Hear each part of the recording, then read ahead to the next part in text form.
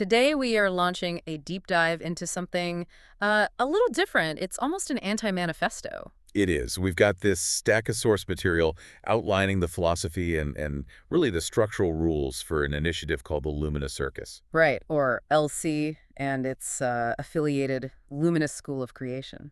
It's a fascinating case study, really. Yeah. Usually we dive straight into the content, what they teach. Yeah, the what? Exactly. But our mission today is to give you a shortcut, to understand the powerful boundaries this group puts up before any of that content is even on the table.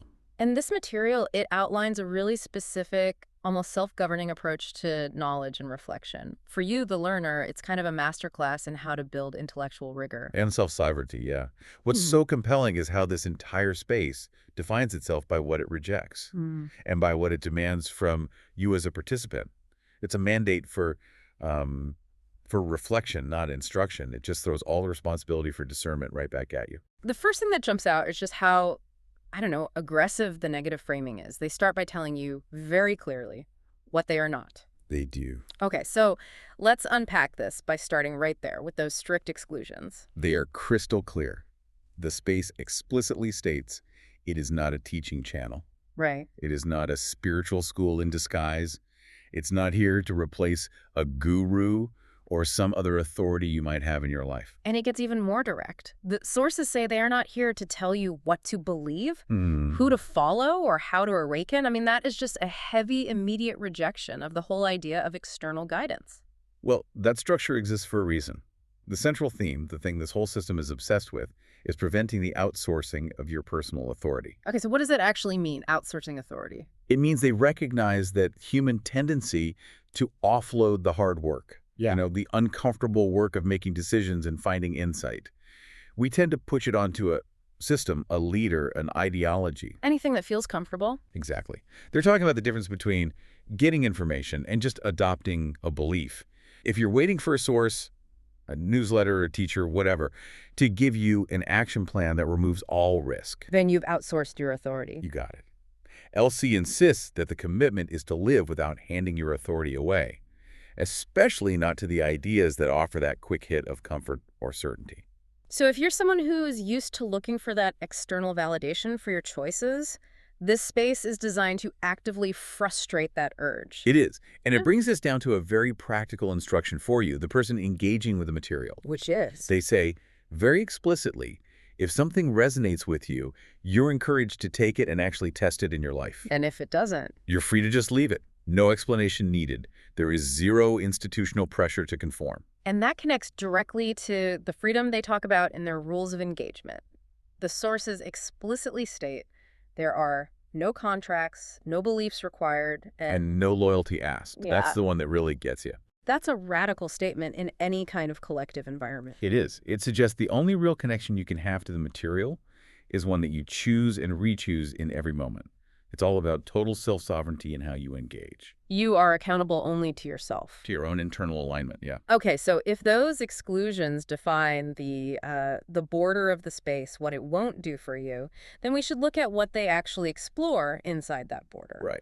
So let's shift from what the space isn't to what it actually is. They define it as a space for reflection, for exploring these deep questions that a lot of people carry around quietly. Exactly. It's an exploration of the big concepts that govern human choice and, consequence. And these aren't just fluffy wellness topics. They're focused on the mechanics of power and consciousness. They list some specific themes, and they're often paired up. Sovereignty, freedom, responsibility, consciousness, power, fear, love, and shadow. And if you look at that list, you can see they're deliberately playing with dualities.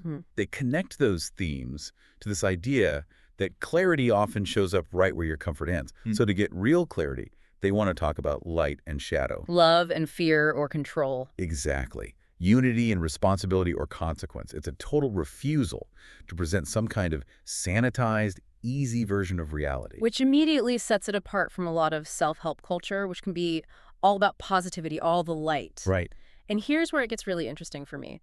The ultimate stated purpose of all this reflection is not about becoming special, but about becoming honest. That is such a profound reframing. Isn't it? Because if the goal isn't external validation, being the celebrated guru or the most advanced person in the room, but just rigorous internal honesty.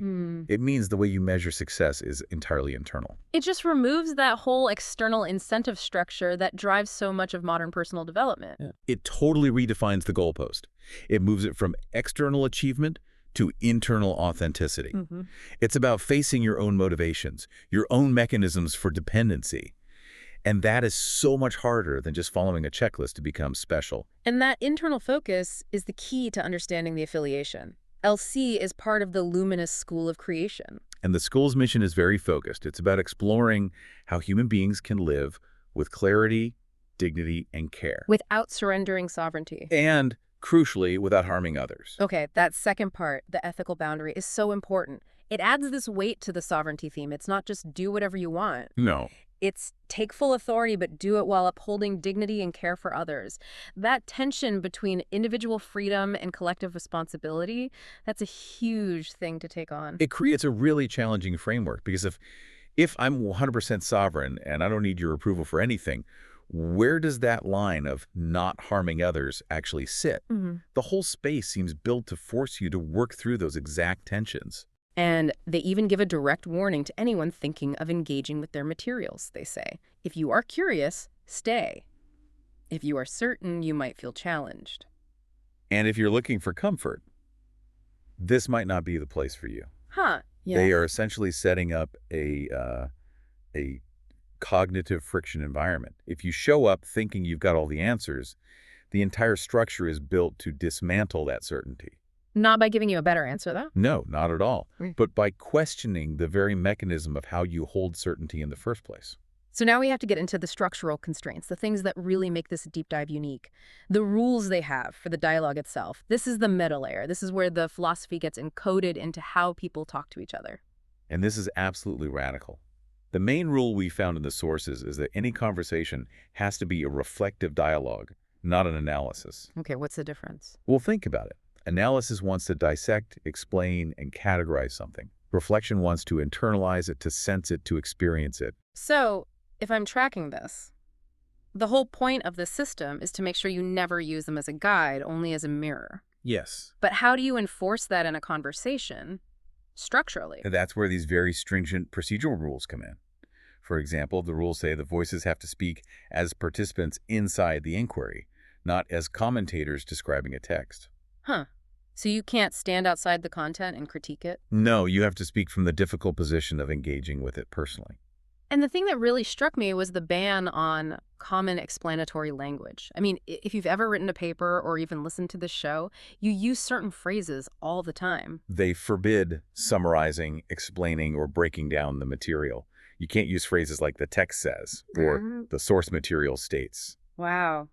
That's incredibly powerful. By outlawing those phrases, you stop people from creating that intellectual distance between themselves and the idea. It forces ownership, doesn't it? If I can't say LC claims that sovereignty is key, I'm forced to internalize it and ask myself, well, what does my power outsourcing look like? Right. It forces you to be present and to apply it to yourself immediately. The second you say the text, you've created a barrier, a safe distance. They're requiring you to step through that. They also have a strict structure for contributions, insisting that it has to be a question-led format.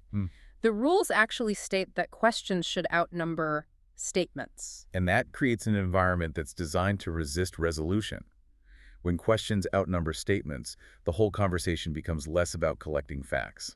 And more about just mapping the complexity. Exactly. It prevents that easy slide into dogma. So the ultimate consequence of all this structure, for anyone who might listen to one of these dialogues, is the required absence of finality. This part just blew me away. The rules state there must be no conclusions, no takeaways, no advice. It's designed to frustrate the logical mind, right? Our minds are always seeking resolution. So what kind of sustained, rigorous conversation can you even have when the explicit goal is to prevent definitive answers? I found myself really resisting that no conclusions rule.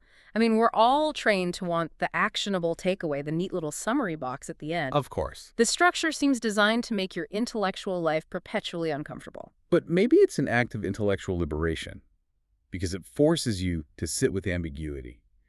It demands that the takeaway isn't a bullet point you can write down. But what is it then? It's the quiet, internal shift that happens when you engage fully and you accept that there is no final authority, not even the discussion itself. So what does it all mean? Well, they describe the ultimate environment with this powerful metaphor that ties all these rules together. This is the circus. Many acts, many perspectives, no centering. And that metaphor just perfectly encapsulates the whole philosophy. There's no centralized authority, no single spotlight. That's the no center ring. Many different, sometimes conflicting points of focus. That many acts, many perspectives, and it's totally up to the observer, up to you to choose where you look, what you engage with, and when you decide to leave.